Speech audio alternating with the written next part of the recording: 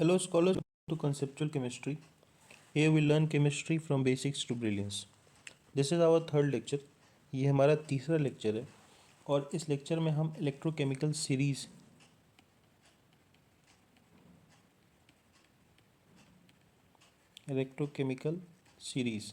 Cover करेंगे। पहली चीज़, मैं इसको याद करने के फेवर में नहीं हूँ, तो मैं आपको इसको याद करने को नहीं बोलूँगा। दूसरी चीज़, हम ऑब्वियसली इस टॉपिक को भी कंसेप्चुअली कवर करेंगे, तो हम इसके कॉन्सेप्ट्स पर फोकस करेंगे। याद ना भी करने का एक रीज़न ये है कि अब कॉन्सेप्ट बेस्ड ही सवाल आते हैं। डायरेक्ट इलेक्ट्रोकेमिकल सीरीज़ पे डायरेक्ट कोई सवाल पूछ ले ऐसा आपको रेयरली मिलेगा, या शायद नहीं के बराबर मिलेगा। अब हम इसके कॉन्सेप्ट्स को समझेंगे किस बेसिस पर। बहुत ही छोटा टॉपिक है और बहुत ही जल्दी समय में ख़त्म हो जाएगा। पहला हम लोग ये देखेंगे कि क्या है ECS, इलेक्ट्रोकेमिकल सीरीज़, ठीक है। दूसरा हम लोग इसके कंसेप्चुअल हिस्ट्री को जानेंगे। कंसेप्चुअल हिस्ट्री कह लो या बैकग्राउंड कह लो, उसको समझेंगे। तो आइए देखते हैं व्हाट इज़ ECS। अगर मुझे कहना हो कि व्हाट इज़ ECS, तो मैं अपने आंसर में 3-4 बातें ही बोलूँगा। सबसे पहले ये कि ECS is an arrangement of elements, या अगर आप और अच्छा लिखना चाहते हैं तो आप इलेक्ट्रोड्स भी लिख सकते हैं।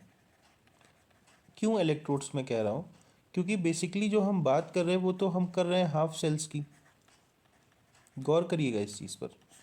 इस पूरी सीरीज़ में जो बात हो रही है वो हो रही है हाफ सेल्स की, ठीक है। हाफ सेल की किस पे? So it is an arrangement of elements और electrodes on the basis of their assigned E0 values. ये इसकी एक छोटी सी डिफिनीशन है। It is an arrangement of elements oblique electrodes half cells on the basis of their assigned E0 values. E0 values को generally हम standard cell potential बोलते हैं।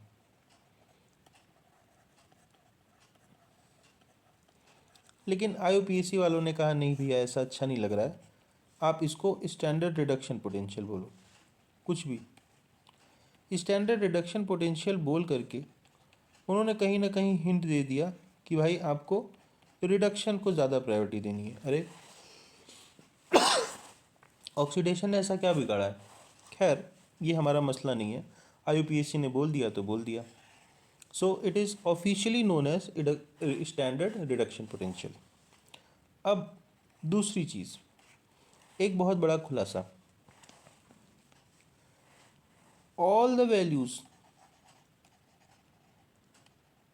the values of E0 assigned to each element is an experimental value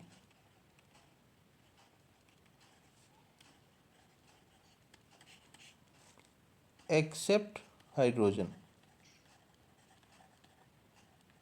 दूसरा point में मैंने ये बोला है कि इस पूरी सीरीज़ में जितने भी एलिमेंट्स हैं, जितनी भी हाफ सेल्स हैं, उनको जो भी E0 वैल्यू असाइन की गई है, पॉजिटिव है, नेगेटिव है, कम है, ज़्यादा है, डजेंट मैटर, वो सारी की सारी एक्सपेरिमेंटल वैल्यू है। That means there is no hypothesis, no assumption, no logic और नो थ्योरी। कोई थ्योरी नहीं है इसके पीछे कि इसको पहले क्यों रखा, इसको बाद में क्यों रखा, वो एक्सपेरिमेंटल वैल्यूज़ हैं। अब तीसरा जो बहुत इंटरेस्टिंग पॉइंट है, मैंने लिखा एक्सेप्ट हाइड्रोजन। आपको ये बात पता है कि all the values of half cells are based on reference electrode,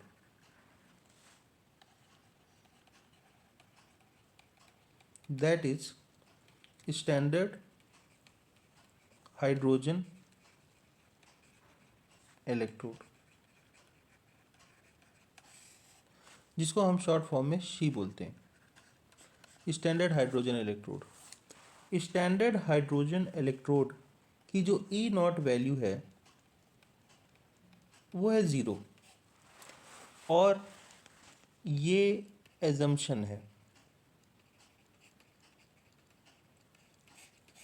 भविष्य में अभी कभी किसी ने खोज किया या ढूंढ लिया और कह दिया कि 0 नहीं है, तो ये पूरी इलेक्ट्रोकेमिकल सीरीज़ और हमारी पूरी इतनी बड़ी इलेक्ट्रोकेमिस्ट्री के जितने भी वैल्यूज हैं वो सब बदल जाएंगे। प्रोसेस नहीं बदलेगा, कंसेप्ट नहीं बदलेगा, लेकिन वैल्यूज सारे बदल जाएंगे। हालांकि ये कभी होगा नहीं। अजम्पशन क्यों है, ये एक्सपेरिमेंटल वैल्यू क्यों नहीं है, इसके पीछे मैं आपको छोटा सा समझा देता हूँ। हालांकि समझा चुका हूँ, अगर आप इंटरेस्टेड हैं तो कहानी इंटरेस्टिंग है। अजम्पशन इसलिए है क्योंकि किसी भी सेल का ई नॉट वैल्यू जानने के लिए आपको मिनिमम कितने इलेक्ट्रोड का सेटअप चाहिए, आपको मिनिमम 2 इलेक्ट्रोड का सेटअप चाहिए। भाई चार्ज अगर मूव कराना है तो उसके पास कम से कम 2 टर्मिनल तो होने चाहिए ना। एक सिंगल तुमने हाफ सेल बना दिया हाइड्रोजन का, तो उसका इलेक्ट्रोड नापोगे कैसे, सॉरी उसका सेल पोटेंशियल नापोगे कैसे, इसलिए हमको इसको अजम्पशन के तौर पे लेना पड़ा। अब शी क्या है, कैसे बनता है, ये हम कंसेप्चुअल बैकग्राउंड में जानेंगे। चौथी छोटी सी बात और रह गई है, वो भी देख लीजिए। बस 4 ही बातों का ये पूरा है सीरीज़। चौथी छोटी सी बात ये है कि ई नॉट वैल्यू 2 ही हो सकती है। जाहिर सी बात है, हाइड्रोजन की अगर 0 है तो ई नॉट वैल्यू 2 ही हो सकती है। एक होती है पॉजिटिव और दूसरी होती है नेगेटिव। जिनकी ई नॉट वैल्यू पॉजिटिव होती है वो अच्छे ऑक्सीडाइजिंग एजेंट होते हैं। जितनी ज़्यादा ई नॉट वैल्यू होगी, साइन से मतलब नहीं है, मैं पहले ही बता दे रहा हूँ। ई नॉट वैल्यू के 2 पार्ट हैं, एक है उसका साइन और दूसरा है उसका मैग्नीट्यूड।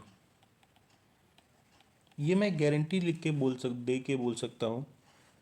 अगर ये लेक्चर आप तक पहुँच रहा है और आप इस लेक्चर को सुन रहे हैं, मेरी गारंटी है कि इस तरीके से हर एक बात को ब्रेक करके आज तक किसी ने नहीं समझाया होगा, क्योंकि मुझे भी नहीं समझाया गया था। बहरहाल बैक टू टॉपिक आते हैं। इसलिए बहुत केयरफुली लेक्चर्स को सुनिए और प्लीज़ शेयर करिए। मुझे नहीं लगता या तो आप तक लेक्चर पहुंच नहीं रहे या फिर आप देख नहीं रहे, क्योंकि एक तो एफ़र्ट्स लगते हैं लेक्चर बनाने में, और फिर जब वैसा रिस्पांस नहीं आता तो थोड़ा बुरा लगता है। बहरहाल ई नॉट वैल्यू में 2 चीज़ें हैं, साइन और मैग्नीट्यूड। साइन जो है ये सिर्फ इतना बताता है कि आपका इलेक्ट्रोड ऑक्सीडाइजिंग एजेंट की तरह काम करेगा या रिड्यूसिंग एजेंट की तरह काम करेगा। वो कितना अच्छा काम करेगा, कितना एफिशिएंटली काम करेगा, ये बताता है आपका मैग्नीट्यूड। उसका कुछ लेना देना नहीं है साइन से। ये बात मैं आपको नेक्स्ट टॉपिक में एक्सप्लेन करूँगा। अगर निगेटिव है आपका ई नॉट वैल्यू, तो इसका मतलब है कि आपका इलेक्ट्रोड रिड्यूसिंग एजेंट है। यहाँ आप ऐसा मत कहिएगा कि सर -2 और -3 में तो -2 बड़ा है, तो -2 वाला ज़्यादा अच्छा रिड्यूसिंग एजेंट हुआ इन कंपैरिजन टू -3। ऐसा नहीं होता है, नहीं होता है, ये मैं पहले ही बता दे रहा हूँ। यहाँ पे साइन का मतलब सिर्फ इतना है कि आपका इलेक्ट्रोड ऑक्सीडाइजिंग एजेंट की तरह काम कर रहा है या रिड्यूसिंग एजेंट की तरह काम कर रहा है। अब ये हम असाइन कैसे करते हैं, यहाँ पे हम अपना सेकंड टॉपिक समझते हैं, कंसेप्चुअल बैकग्राउंड। इस कंसेप्चुअल बैकग्राउंड में हम 2 ही चीज़ें समझेंगे। पहली हम समझेंगे कि शी क्या है। जनरली लोग सवाल पूछते हैं हु इज शी, यहाँ पे हम समझेंगे what is she. She is standard hydrogen electrode. कैसे बनाया गया, तो पहली चीज़ कहने की ज़रूरत ही नहीं है वैसे तो कि स्टैंडर्ड कंडीशंस में बनाया गया। रिकॉल कर लीजिए वो सारी कंडीशंस जो मैंने आपको फर्स्ट लेक्चर में बताई थी। स्टैंडर्ड कंडीशंस हैं, ए, आपकी जो कंसंट्रेशन है या जो एक्टिविटी है वो 1 मोलर की होनी चाहिए। सेकंड, बी, जो प्रेशर है, गैस का असाइंड प्रेशर है वो 1 एटमॉस्फेरिक प्रेशर के बराबर होना चाहिए। सी, जो टेम्परेचर है आपके सेटअप का वो स्टैंडर्ड टेम्परेचर होना चाहिए, यानी कि 25 डिग्री सेंटीग्रेड या 298.15 केल्विन के बराबर होना चाहिए। ये तीनों ही हालात हुए तो स्टैंडर्ड कंडीशन माना जाएगा। हाइड्रोजन इलेक्ट्रोड को बनाने के लिए मैंने सेकेंड लेक्चर में इस चीज़ को कवर किया था कि hydrogen as a solid element आपको नहीं मिलेगा। हाइड्रोजन हमेशा एग्जिस्ट करता है मॉलिक्यूलर फॉर्म में, और वो भी गैसियस स्टेट में। तो दिक्कत थी, इसलिए हम लोगों ने एक inert non reacting surface electrode लिया जिसको हम बोलते हैं प्लैटिनम। तो आप ये बोल सकते हो कि हमने प्लैटिनम रॉड लिया। एज एन इलेक्ट्रोलाइट हम लोगों ने कंसनट्रेटेड HCl लिया। कंसनट्रेटेड HCl में 1 एटमॉस्फेयर प्रेशर पर हाइड्रोजन गैस की बबलिंग कराई गई, और ये पूरी रिएक्शन जो होती है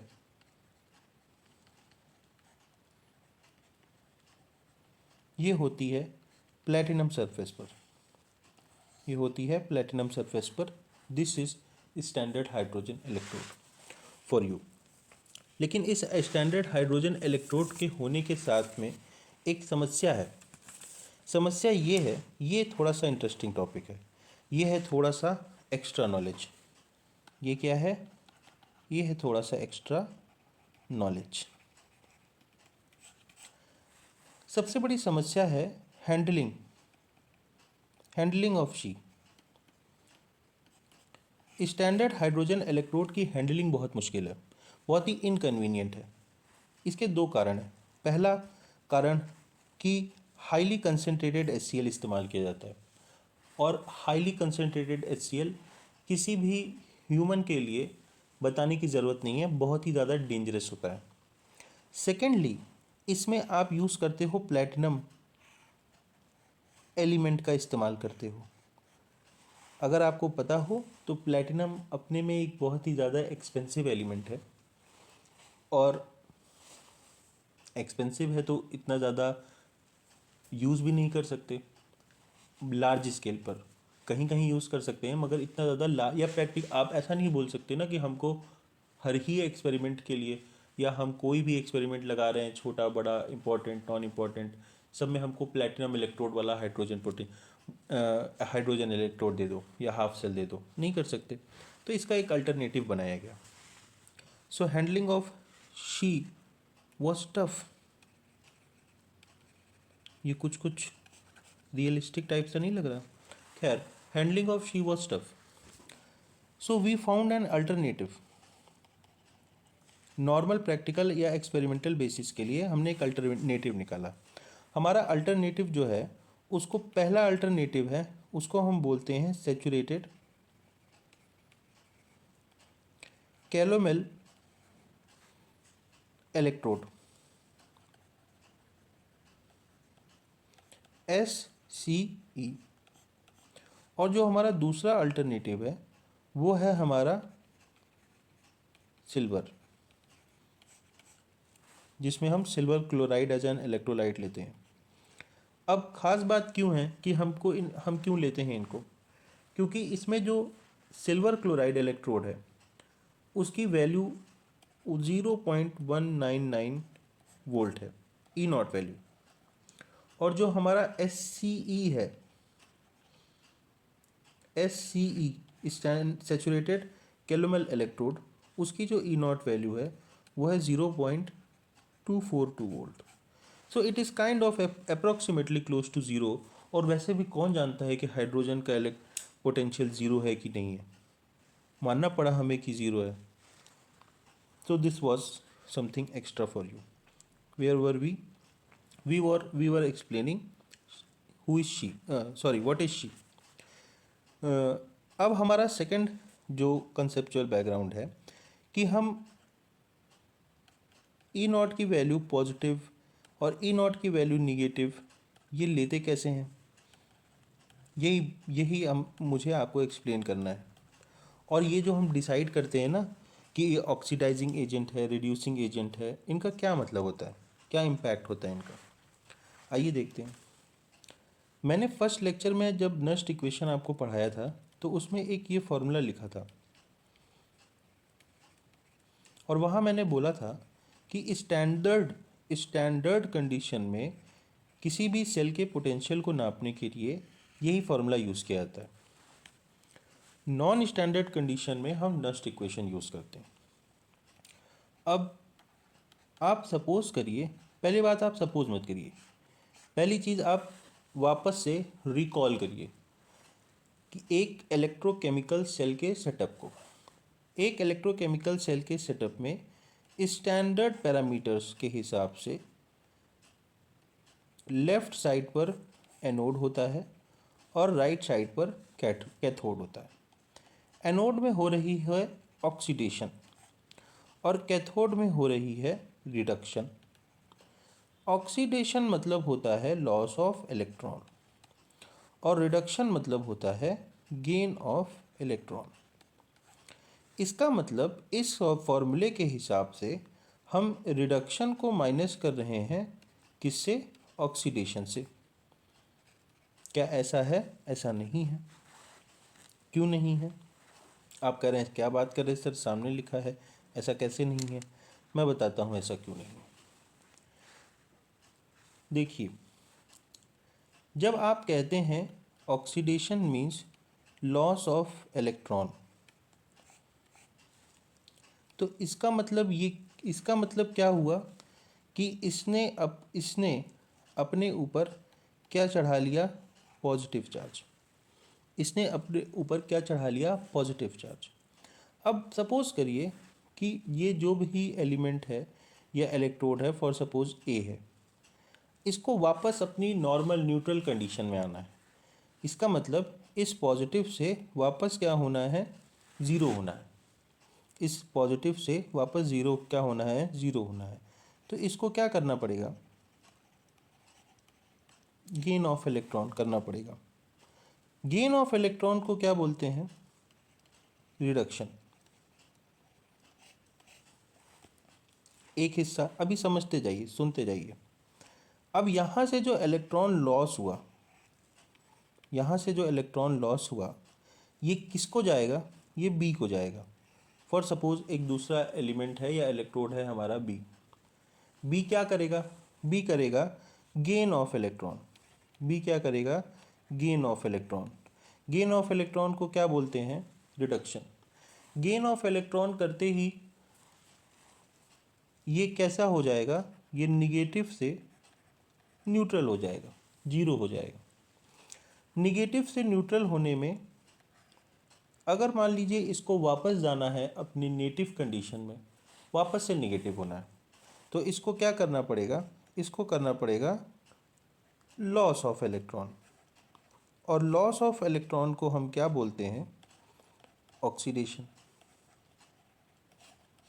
इसका मतलब इस पूरी साइकिल में अगर आप ध्यान से देखें तो एक ही समय पर ए और बी दोनों लोग एक ही समय पर दो साइमल्टेनियस सिचुएशन में हैं, जहाँ पर वो इलेक्ट्रॉन को गेन भी कर रहे हैं तो साइमल्टेनियसली लूज़ भी कर रहे हैं।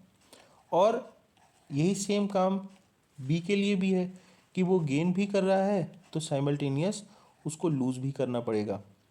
इसका मतलब कि जब भी कभी कोई एलिमेंट किसी दूसरे के लिए इलेक्ट्रॉन देता है या ट्रांसफ़र करता है तो उसकी खुद की कंडीशन उसके जैसी हो जाती है। अगर ए ने अपना इलेक्ट्रॉन बी को दे दिया तो ए को वापस ए बनने के लिए क्या करना पड़ेगा? फिर से इलेक्ट्रॉन लेना पड़ेगा कि नहीं लेना पड़ेगा? अब इस कंडीशन में जब वो वापस से अपना इलेक्ट्रॉन लेगा तो क्या कर रहा होगा? तो वो क्या कर रहा होगा? रिडक्शन कर रहा होगा ना अपने साथ। इसीलिए कहते हैं इस साइकिल में, इसीलिए कहते हैं कि oxidising agent is always reduced. Oxidising agent का मतलब उसके साथ वो रिड्यूस हो गया है, उसके साथ अब अगला स्टेप रिडक्शन होगा अगर उसको वापस से अपने इस नॉर्मल कंडीशन में आना है। और reducing agent is always oxidised. ये है पूरी कहानी रिड्यूसिंग एजेंट की और ऑक्सीडाइजिंग एजेंट की। अब अगले स्टेप में आप ऐसा समझो कि आपको ई नॉट वैल्यू जाननी है, अभी पता नहीं है। सपोज ए की, यहाँ पे हमने ए को बोला कि भाई तुम्हें इलेक्ट्रॉन देना है, ऑक्सीडेशन करना है तुमको। तो ऑक्सीडेशन किधर होता है? ऑक्सीडेशन तो होता है एनोड पे। एनोड किधर है? एनोड है on the right hand side. देखिएगा, यहाँ से आप समझोगे कि पॉजिटिव और निगेटिव क्यों असाइन किया गया है। इसका मतलब अगर हम ए के लिए निकाल रहे हैं और ए इलेक्ट्रॉन दे, ये पहले किसी को नहीं पता, ये लास्ट में, इसको सीक्रेट रखते हैं, ये लास्ट में बताऊंगा। तो इसका मतलब ये है कि हमारा जो हाइड्रोजन है, अगर ए एनोड पर बैठ गया और ए का सेल पोटेंशियल मालूम करना है, तो जिसका मालूम है उसको किधर बैठाएंगे? उसको बैठाएंगे कैथोड पर।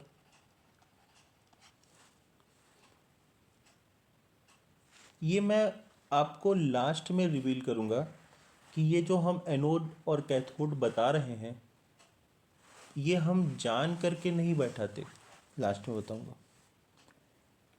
तो ये हो जाएगा हमारा ज़ीरो, ई नॉट कैथोड, क्योंकि इसकी वैल्यू है ज़ीरो। तो जो भी वैल्यू आएगी, मुझे नहीं पता क्या वैल्यू आएगी, मगर जो भी वैल्यू आएगी आप देखो वो निगेटिव आएगी कि नहीं आएगी। और एनोड पे क्या हो रहा है? एनोड पे क्या हो रहा है? ऑक्सीडेशन। एनोड पे क्या हो रहा है? ऑक्सीडेशन। तो एनोड पे हो रहा है ऑक्सीडेशन, लेकिन मैंने आपको क्या बताया कि अगर निगेटिव है वैल्यू, तो एजेंट कैसा है? रिड्यूसिंग। अब आपको समझ में आया कि क्या रिलेशन है। अगर आपकी वैल्यू है निगेटिव, तो इसका मतलब है आपका इलेक्ट्रोड बैठा है एनोड पर और उसके साथ हो रहा है ऑक्सीडेशन, लेकिन वो अपने सहपाठी का, अपने दोस्त का, अपने कलीग का वो क्या करा रहा है? रिडक्शन। क्योंकि वो उसको बोल रहा है ना कि तुम मेरा दिया हुआ इलेक्ट्रॉन गेन करो, इसीलिए ये क्या बन जाएगा? Reducing agent. एक ये भी तरीका है इसको समझने का। उसी तरीके से साइमल्टेनियसली आप इसको जस्ट उल्टा कर दो। मैंने बी को ले लिया, बी ने क्या किया था? इलेक्ट्रॉन गेन किया था, तो ये उल्टा अब हो जाएगा, कैथोड पे आ जाएगा, और हमारा हाइड्रोजन इलेक्ट्रोड कहाँ चला जाएगा? एनोड पे चला जाएगा। अब जो वैल्यूज़ निकल करके आएंगी उसमें E naught B minus E naught H two P T होगा ना, जिसमें इसकी वैल्यू होती है ज़ीरो, तो ई नॉट की वैल्यू हो जाएगी पॉजिटिव ई नॉट बी। इसका मतलब ये क्या हो गया? ये हो गया अच्छा ऑक्सीडाइजिंग एजेंट।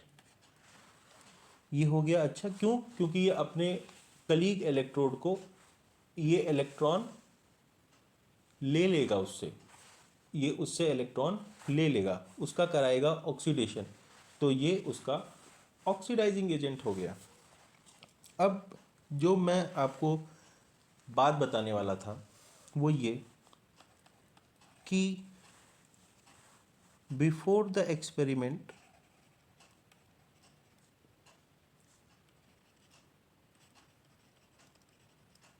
आप थोड़ा सा साइंटिफिक पर्सपेक्टिव से सोचिएगा। बिफोर द एक्सपेरिमेंट किसी को नहीं पता होता, nobody knows who is cathode and who is anode, या आप कह सकते हो who will be cathode and who will be anode। ये किसी को नहीं पता होता, आफ्टर एक्सपेरिमेंट पता चलता है। आफ्टर एक्सपेरिमेंट कैसे पता चलता है?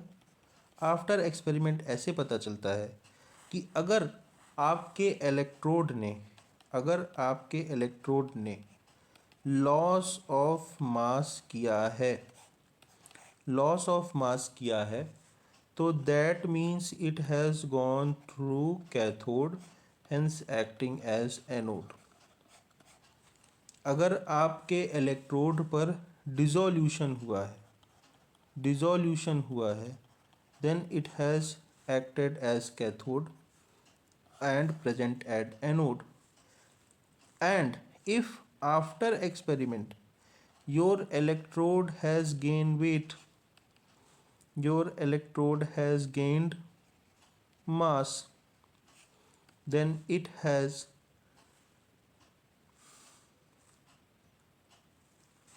मैंने कैथोड क्यों लिखा है यहाँ पे, ऑक्सीडेशन हुआ है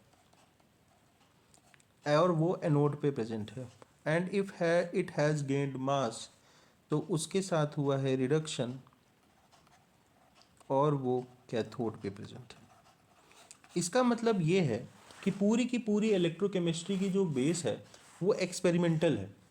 हमें इतनी थ्योरी पता है कि चार्ज ट्रांसफ़र हो रहा है और इलेक्ट्रॉन के ट्रांसफ़र होने से ही इलेक्ट्रिसिटी बन रही है, ये बहुत सारी चीज़ें पता है। लेकिन ये जो पूरा सेटअप चलता है और ये जो पूरे वैल्यूज़ निकाले जाते हैं, मैग्नीट्यूड बताए जाते हैं, ये सारे के सारे एक्सपेरिमेंटल हैं। ठीक है।